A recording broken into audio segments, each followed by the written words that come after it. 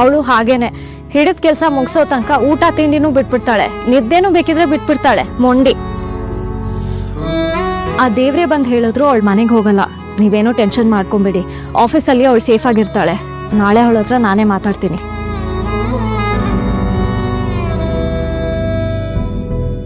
ಇಲ್ಲಿ ಮಕ್ಕಳ ತರ ಹಠ ಮಾಡ್ತಿರೋ ಅಪ್ಪನ ಹೇಗೆ ಕಂಟ್ರೋಲ್ ಮಾಡ್ಬೇಕು ಅಂತ ನನಗೆ ಗೊತ್ತಾಗ್ತಿಲ್ಲ. ಬನ್ನಿ ಹೋಗೋಣ.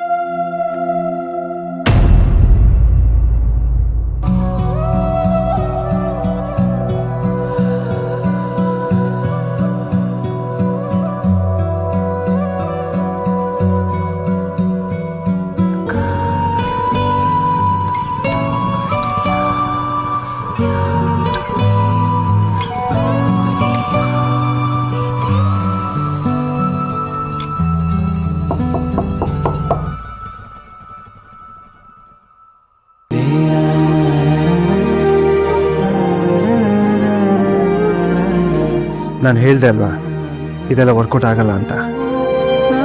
ತುಂಬ ಸುಸ್ತಾಗಿರ್ತೀರ. ಕಾಫಿ ಕುಡಿದು ಮನೆಗೆ ಹೋಗಿ ರೆಸ್ಟ್ ಮಾಡಿ.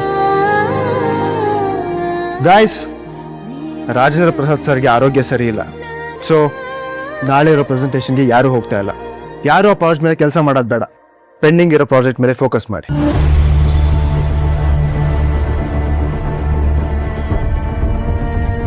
ಐನೋ ಸಡನ್ ಶಿಫ್ಟ್ ಸ್ವಲ್ಪ ಕಷ್ಟ ಆಗ್ಬೋದು. ಕಾಫಿ ಕುಡಿದು ರಿಲ್ಯಾಕ್ಸ್ ಮಾಡಿ ಕೆಲಸ ಮುಂದುವರ್ಸಿ.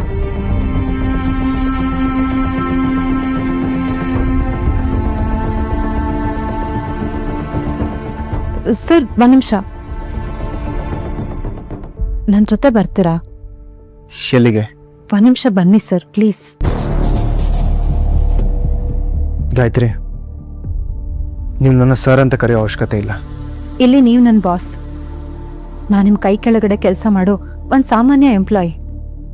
ನಾನು ನಿಮ್ಮನ್ನ ಸರ್ ಅಂತಾನೆ ಕರಿಬೇಕು.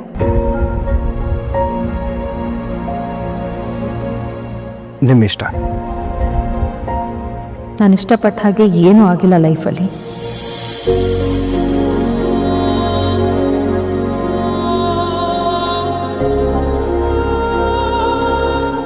ಈಗ ನಾನು ಏನು ಕರಿಬೇಕು ಅನ್ನೋದು ಮುಖ್ಯ ಅಲ್ಲ, ಮುಖ್ಯವಾದ ವಿಷಯ ಬೇರೆನೇ ಇದೆ. ನೀವು ಪ್ಲೀಸ್ ನನ್ನ ಜೊತೆ ಬನ್ನಿ sir.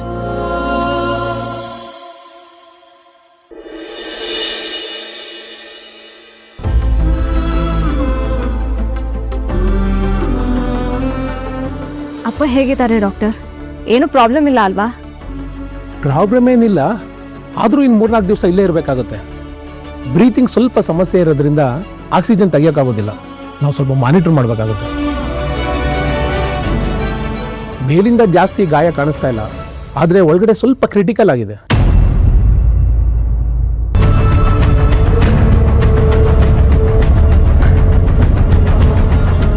Doctor, with your permission ನಮ್ಮ ಮಾವನ 5 ನಿಮಿಷ ಆಚೆ ಕರ್ಕೊಂಡು ಹೋಗೋದಾ?